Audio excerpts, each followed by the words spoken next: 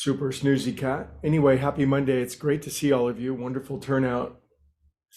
It's inspiring and gratifying and so much appreciation to see you all and to feel all the energy being poured into this great mix. And with that in mind, I obviously said a few times at the start of the meditation today, if you were here, I said something along the lines of getting our ducks in a row. And this was a bit of a theme from the retreat last weekend that we were on, but the yogis have this beautiful analogy, this model of we existing with five different bodies.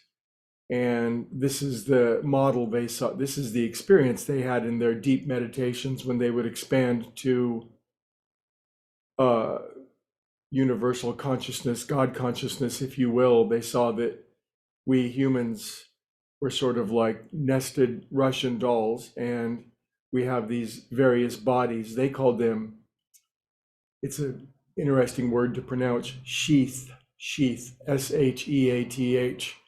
We're made up of these five sheaths.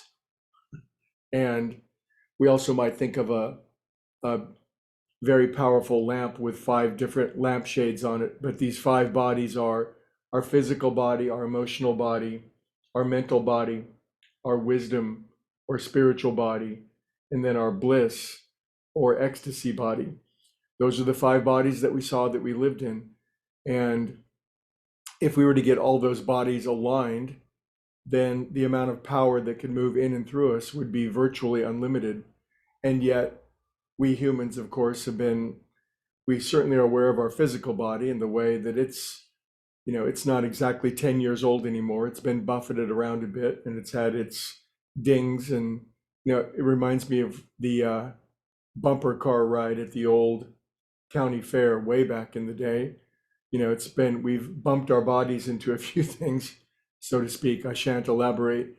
But, then we have this emotional body, and how's our emotional IQ doing? And then our mental body, are we prone to fear or worry or anxiety?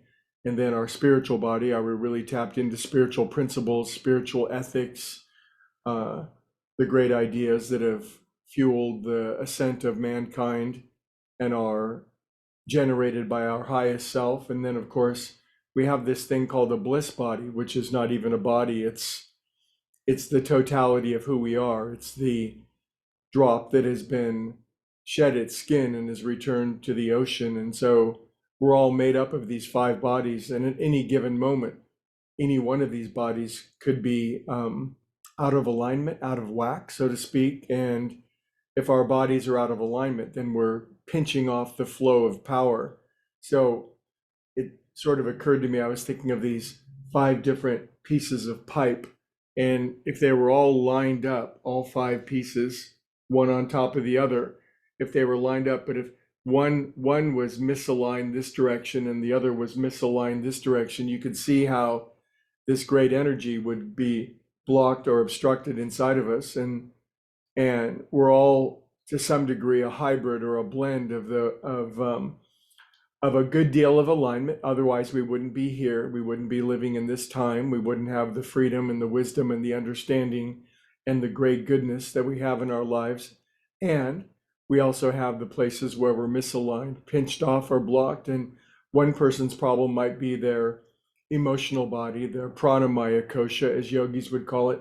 Maybe they're prone to anger and temper, or they're prone to frustration and aggravation. Somebody cuts them off on the freeway and there goes that day. Or somebody, their mental body, their manomaya kosha might be distorted or warped or out of alignment. If that was the case, instead of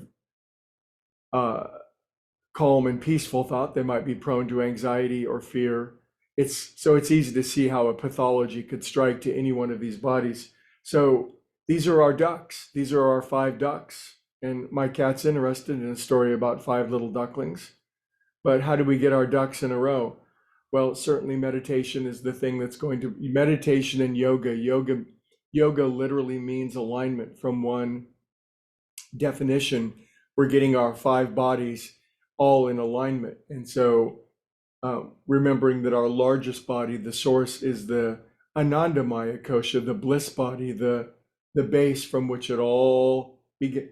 Our bliss body, our wisdom body, our mental body, our emotional body, which has, of course, as its pinnacle, our physical body. But as we look at our physical body, we recognize that it's the tip of an iceberg, and yet some people live primarily just for that tip, and they disregard, 98% of an iceberg is below the surface. Just ask the Titanic. And so in our meditation, in our calm, peaceful, quiet, meditative, aligned state, all of our bodies come into alignment. And that is the most powerful thing we can do, is get into alignment with our source and get all of the rest of our sheaths or body in alignment. And when our bliss body, our spiritual body, our mental mind body, our emotional body, and our physical body is aligned, we are unstoppable in the universe. We are literally the ambassadors or the instruments of God's will on earth, so to speak. And I know that you're so willing to speak that way. Anyway, we'll be talking about this week and how to heal any misalignment in our bodies and what happens when they're all in alignment. So enjoy your ducks, get them in a row, and we'll see you all tomorrow.